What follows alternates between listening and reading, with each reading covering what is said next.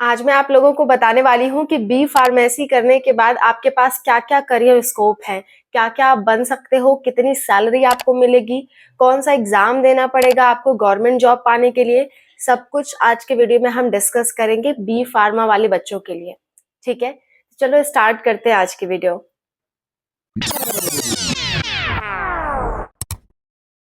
Hello everyone, welcome to Spark of Classes. This is Suman Yadav. B Pharma यदि आपने complete कर लिया है या करने की सोच रहे हो और ये सोच रहे हो कि आगे हम इससे क्या बन सकते हैं, तो ये वीडियो आप ही के लिए है। बी फार्मा यानी कि बैचलर इन फार्मेसी, ये आपका 4 साल का कोर्स होता है। इस कोर्स को करने के बाद आपके पास क्या क्या करियर ऑप्शन है डिस्कस करते हैं। पहले शॉर्ट में बताऊंगी, फिर एक एक फील्ड के डिटेल में बताऊंगी। ठीक है, आप 5 फील्ड में जा सकते हो। 5 मेन फील्ड है इसकी। पहला है गवर्नमेंट जॉब, गवर्नमेंट जॉब आप कर सकते हो। दूसरा है आपका मार्केटिंग में आप जा सकते हो। तीसरा है आप एकेडमिक्स में जा सकते हो। चौथा है आप इंडस्ट्रीज में जा सकते हो। पांचवी बात है कि आप फर्दर एजुकेशन में जा सकते हो। क्या इसके मतलब है और किसमें क्या कितना फायदा है, किसमें कितनी सैलरी है, डिस्कस करते हैं। सबसे पहले स्टार्ट करते हैं गवर्नमेंट जॉब की, क्योंकि बच्चों की ख्वाहिश होती है कि उन्हें गवर्नमेंट जॉब मिल जाए। ठीक है, तो बी फार्मा जैसे ही आप कंप्लीट कर लेते हो या बी फार्मा के फाइनल ईयर में रहते हो, तो आप कई सारे गवर्नमेंट जॉब के लिए एलिजिबल हो जाते हो और उनमें आप अप्लाई कर सकते हो। पर गवर्नमेंट जॉब के लिए आपके पास दो कैटेगरी है। एक तो है किसी हॉस्पिटल में आप फार्मासिस्ट की जॉब करो। ठीक है, उसकी सैलरी आपकी 30 से 40 हजार के बीच में रहेगी। उसके लिए आपको एग्जाम देना भी पड़ सकता है और डायरेक्ट इंटरव्यू बेस्ड भी आपको जॉब मिल सकती है। वो डिपेंड करता है कि किस हॉस्पिटल की वैकेंसी निकली है। ठीक है, कहाँ के हॉस्पिटल की वैकेंसी निकली है, कहाँ खाली है, वहाँ एग्जाम लिया जाता है कि नहीं लिया जाता है, वो उस पर डिपेंड करता है। आपका डायरेक्ट इंटरव्यू बेस्ड भी जॉब लग सकती है या फिर आपका एग्जाम होकर भी जॉब लग सकती है। हॉस्पिटल फार्मासिस्ट की जॉब ये गवर्नमेंट जॉब होती है, सैलरी 30 से 40 हजार के बीच होती है। ठीक है, दूसरा दूसरा आपका जो एग्जाम देकर ही आप अच्छे गवर्नमेंट लेवल पे जा सकते हो, अच्छे गवर्नमेंट जॉब पा सकते हो। वो कौन कौन से एग्जाम है और उसकी कितनी सैलरी होगी देने के बाद, क्या आप बनोगे, डिस्कस करते हैं। सबसे पहला और सबसे फेमस एग्जाम होता है drug inspector exam. Drug inspector exam के लिए आपको यूपीएससी मेडिकल ऑफिसर्स का एग्जाम देना होता है। इस एग्जाम को देने के बाद आप ड्रग इंस्पेक्टर बन सकते हो। और ड्रग इंस्पेक्टर की जो सैलरी होती है, वो सैलरी होती है आपके 62,000 टू 70-80,000 तक भी जाती है। और जैसे जैसे आपका एक्सपीरियंस बढ़ता जाता है, वैसे वैसे आपकी सैलरी 1 लाख तक भी पहुंच सकती है इसमें। ठीक है, तो सबसे अच्छा फील्ड ये है आपके लिए गवर्नमेंट ड्रग इंस्पेक्टर की जॉब। सेकंड इसी लेवल की जॉब आती है आरआरबी की।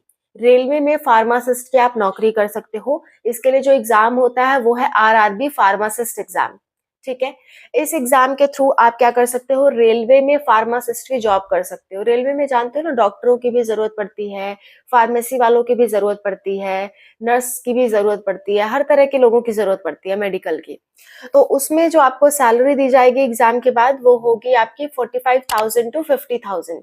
50,000 तक आपको सैलरी मिलेगी और आपकी गवर्नमेंट जॉब रहेगी। ये आपको बस रेलवे में कोई अगर इमरजेंसी आती है तो वहाँ फार्मासिस्ट का आपको काम करना है, या वहाँ आपको कोई जगह दी जाएगी, वहाँ दवाओं वगैरह का रेगुलेशन करना है। ठीक है, नेक्स्ट इसी लेवल का एक एग्जाम होता है, वो होता है फार्मास्यूटिकल ऑफिसर एग्जाम। इससे आप क्या होता है, किसी भी गवर्नमेंट हॉस्पिटल में आप फार्मासिस्ट के लेवल पे अप्लाई कर सकते हो। एक तो होता है हॉस्पिटल अपना खुद का निकालता है, वो बात दूसरी हो गई। और एक होगा आपका फार्मास्यूटिकल एग्जाम, उसके थ्रू आप किसी भी हॉस्पिटल में जा सकते हो। तो यहाँ चीजें फिक्स हो जाती हैं। अगर हॉस्पिटल खुद का एग्जाम निकाले तो वो उसके लिए आपको काफी वेट करना पड़ सकता है। लेकिन ये जो एग्जाम है फार्मास्यूटिकल ऑफिसर एग्जाम, ये आपका लगभग हर साल हो जाता है। और इसमें अगर आप क्वालिफाई कर जाते हो तो किसी भी हॉस्पिटल में आप फार्मासिस्ट की तरह जॉब कर सकते हो। इस जॉब से आपको 30,000 महीना तक की सैलरी मिलेगी और ये गवर्नमेंट जॉब है। ठीक है, नेक्स्ट गवर्नमेंट जॉब का फायदा क्या है बच्चों। गवर्नमेंट जॉब का फायदा है कि चीजें फिक्स रहती हैं, फिर आपको उस पोजीशन से कोई हटा नहीं सकता। प्राइवेट में सैलरी तो ज्यादा आपको मिल जाएगी, लेकिन आप कब हटा दिए जाओ, कब आप रिप्लेस कर दिए जाओ, इसकी गारंटी नहीं रहती है। गवर्नमेंट जॉब में चीजें फिक्स रहती है। ठीक है, नेक्स्ट नेक्स्ट आपका है एसपीएससी एग्जाम, यानी कि state public service commission exam. ठीक है, sorry, public service commission exam. Yes, state public service commission exam, ये भी यूपीएससी की तरह ही है, इससे भी ड्रग इंस्पेक्टर बनते हैं पर स्टेट लेवल के बनते हैं, तो सैलरी 50 से 60,000 के बीच में रहती है। ठीक है, ये सारे एग्जाम हैं जो आप अपने बी फार्मा के फाइनल ईयर में दे सकते हो गवर्नमेंट जॉब पाने के लिए। इन सभी एग्जाम में आपका बी फार्मा का जो कोर्स का चीजें हैं वो पूछी जाती है, प्लस आपसे एप्टीट्यूड एंड जनरल टेस्ट वगैरह पूछे जाते हैं। आपको किसी एग्जाम के बारे में डिटेल में जानना हो तो आप कमेंट करना, मैं कोशिश करूंगी उस पर जल्द से जल्द वीडियो बना सकूं। ठीक है, नेक्स्ट जो आपका एग्जाम है वो अच्छा, ये सारे गवर्नमेंट जॉब के बारे में बात हो गई, ये सारे गवर्नमेंट जॉब के एग्जाम्स है जो मैंने अभी अभी आपसे डिस्कस किए। नेक्स्ट आपके पास ऑप्शन आता है किसी इंडस्ट्री में आप डायरेक्टली जॉब के लिए अप्लाई करो। इंडस्ट्री में जब आप जाते हो तो इंडस्ट्री में बहुत सारे फार्मासिस्ट की जरूरत होती है, फार्मास्यूटिकल इंडस्ट्री होती है जहां दवाई वगैरह बनती है, कहीं तो बनता होगा ना, दवा वगैरह बनते होगी जो आप खाते हो, कहीं तो बनता होगा। तो वहां जहां दवाएं बनती हैं वहां फार्मासिस्ट की जरूरत होती है अलग अलग पोस्ट की। पहली बात क्वालिटी एश्योरेंस, मतलब कि दवाएं सही क्वालिटी की बनी है कि नहीं बनी है, उस लेवल के आप ऑफिसर बन सकते हो। डायरेक्ट रिक्रूटमेंट होती है, कभी कभी इंटरव्यू लोग लेते हैं, अदरवाइज डायरेक्ट रिक्रूटमेंट होती है आपके परसेंटेज मेरिट के बेस पे। ठीक है, उसके बाद आपका होता है एक और होता है क्वालिटी कंट्रोल। क्वालिटी कंट्रोल का मतलब होता है, क्वालिटी एश्योरेंस दूसरा है, क्वालिटी कंट्रोल दूसरा है। क्वालिटी कंट्रोल वाले ऑफिसर जब बन रहा होगा तब ध्यान देंगे कि क्वालिटी सही तरह से बने, और क्वालिटी एश्योरेंस वाले जो फार्मासिस्ट होंगे वो क्या करेंगे, दवाएं जब बन चुकी तो वो चेकिंग करेंगे कि सही बनी है कि नहीं बनी है। ठीक है, तो ये दो पोस्ट होती है इंडस्ट्रीज में, दो फेमस पोस्ट है जिसपे आप काम कर सकते हो। सैलरी बच्चों बहुत रेंज की हो सकती है, अगर आप किसी छोटी कंपनी में काम कर रहे हो सैलरी 20,000 से 30,000 हो सकती है। अगर आप किसी बहुत बड़ी कंपनी में काम कर रहे हो तो सैलरी 50 से 60,000 तक भी हो सकती है, उससे ज्यादा भी जा सकती है। प्राइवेट में कोई फिक्स सैलरी नहीं होती। ठीक है, नेक्स्ट आपका इंडस्ट्री जॉब में ही एक R&D जॉब होता है, यानी कि एनालिटिकल ड्रग इंस्पेक्टर। ठीक है, ADL जॉब होती है, एनालिटिकल ड्रग लैबोरेटरी से रिलेटेड आपको काम करना होता है। वहां भी आपको ड्रग्स कैसे बने उसकी सारी डिटेलिंग्स आपको लिखनी होती है, ये सारा आपका काम होता है। पर इस जॉब के लिए ज्यादातर एम फार्मा के बच्चे प्रेफर किए जाते हैं, जिन्होंने एम फार्मा कर रखा है। ठीक है, तो एम फार्मा कैसे करोगे बताऊंगी अभी। तो ये इंडस्ट्री से रिलेटेड जॉब हो गई, गवर्नमेंट जॉब की हमने बात कर ली, इंडस्ट्री से रिलेटेड जॉब की बात कर ली। इंडस्ट्री से रिलेटेड जो भी जॉब है उसकी सैलरी आपकी 30,000 से लेकर के लाख रुपए महीना तक भी हो सकती है, डिपेंड करता है आप कहाँ पे जॉब कर रहे हो, किस कंपनी में जॉब कर रहे हो। प्राइवेट जॉब की सैलरी रेंज बहुत ज्यादा होती है। ठीक है, नेक्स्ट हम बात कर लेते हैं एकेडमिक्स की। एकेडमिक्स में आप क्या कर सकते हो, आप देखो आप पढ़ा सकते हो, आप लेक्चरर बन सकते हो। लेक्चरर बनने के लिए क्या करना होता है समझाती हूँ। अगर आपने बी फार्मा कर रखा है और आप चाहते हो आगे नहीं पढ़ना है, हमें पढ़ने में कोई इंटरेस्ट नहीं है, पर आप चाहते हो सैलरी हमारी ठीक ठाक आती रहे, तो आप क्या कर सकते हो, बी फार्मा के बेस पे आप डी फार्मा वालों को पढ़ा सकते हो। यानी कि डी फार्मा के जो भी कॉलेजेस है वहां पे जब भी वैकेंसी निकलती है आप डायरेक्टली अप्लाई कर सकते हो और वहां पढ़ा सकते हो। ठीक है, तो आप अगर बी फार्मा कर रखे हो तो डी फार्मा वालों को पढ़ा सकते हो। ठीक है, अगर आपने एम फार्मा कर लिया तो एम फार्मा वाले बी फार्मा को भी पढ़ा सकते हैं, डी फार्मा को भी पढ़ा सकते हैं, तो यहाँ आपकी सैलरी थोड़ी बढ़ जाती है, 50,000 से ऊपर हो जाती है। अगर आपने पीएचडी कर लिया, एम फार्मा के बाद आप पीएचडी भी कर सकते हो। अगर आपने पीएचडी कर लिया तो आपकी 1 लाख रुपए सैलरी हो जाती है मंथली, आप प्रोफेसर बन जाते हो। ठीक है, प्रोफेसर बनने की पूरी प्रोसेस मैंने एक वीडियो में डिस्कस कर रखी है, ये प्रोसेस सबके लिए सेम होती है, चाहे जो ग्रेजुएशन कोर्स आप कर रहे हो, बस ग्रेजुएशन का सब्जेक्ट अलग अलग होता है। जैसे आप फार्मासिस्ट बन रहे हो तो आपका फार्मा सब्जेक्ट हो जाएगा, तो ये वाली वीडियो आप देख लेना कि प्रोफेसर कैसे बनते हैं। इस वाली वीडियो में मैंने स्टेप बाय स्टेप सिखा रखा है कैसे प्रोफेसर बनते हैं। ठीक है, इस वीडियो का लास्ट पार्ट देखना है, क्योंकि शुरुआत वाले पार्ट में मैंने आपको गवर्नमेंट टीचर बनाने के बारे में बताया है और लास्ट वाले पार्ट में मैंने आपको प्रोफेसर बनने के बारे में बताया है। ठीक है, नेक्स्ट आप एमबीए भी कर सकते हो। अब आप कहोगे एमबीए, एमबीए हाँ एमबीए कर सकते हो। एमबीए करने के बाद ना आपकी बहुत अच्छी खासी सैलरी हो जाती है, और एमबीए करने के दौरान ही फिक्स हो जाती है कि आपकी क्या जॉब लगेगी और कितनी सैलरी की जॉब लग सकती है मिनिमम। एमबीए करते वक्त फिक्स हो जाती है, पर एमबीए करने की फीस बहुत ज्यादा रहती है, इसलिए बहुत सारे बच्चे कर नहीं पाते। अगर आप कर सकते हो तो जरूर करो।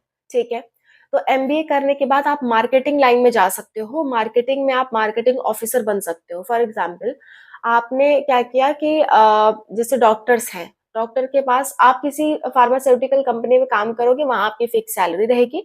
वो लोग आपको भेजेंगे कुछ निश्चित डॉक्टर्स के पास, वहाँ आपको जाके उनकी मेडिसिन्स बतानी होगी कि मेडिसिन्स में ये चीज़ें हैं, आप लोग इस मेडिसिन को लिखो पेशेंट्स को ताकि ये मेडिसिन बिके। ये होती है मार्केटिंग, ठीक है? यानी कि मेडिसिन्स की सेल इंक्रीज़ करना। जैसे एक बात बताऊँ, कालपोल एक दवा होती है बुखार की। इसकी सेल इंक्रीज़ की गई थी कोविड पीरियड के टाइम पे, इसकी बहुत सेल इंक्रीज़ की गई, बहुत ज़्यादा। डोलो की भी बहुत मार्केटिंग हुई थी कोविड के टाइम पे। तो मार्केटिंग बहुत ज़्यादा इम्पोर्टेंट होती है किसी भी दवाओं की बिक्री के लिए। तो आप मार्केटिंग ऑफिसर बन सकते हो। इसके अलावा एक और बड़ा यूनिक सा फील्ड है एंटरप्रेन्योरशिप। एंटरप्रेन्योरशिप से क्या होगा कि आप अपना खुद का बिजनेस स्टार्ट कर सकते हो। अगर आपके पास पैसे हैं, ठीक-ठाक पैसे हैं, आप कंपनीज़ वगैरह ओपन कर सकते हो। तो आप खुद की मेडिकल कंपनी भी ओपन कर सकते हो अगर आपने बी फार्मा कर रखा है। आप एलिजिबल हो जाते हो मेडिकल से रिलेटेड कोई भी काम करने के लिए। आप अपनी खुद की कंपनी स्टार्ट कर सकते हो, आप दवाओं की होलसेल स्टार्ट कर सकते हो। जैसे कपड़े होते हैं ना, लोग गोदाम बनाते हैं कपड़ों का, कि बहुत सारे कपड़े ला के रख दिए फिर होलसेल में बेचेंगे।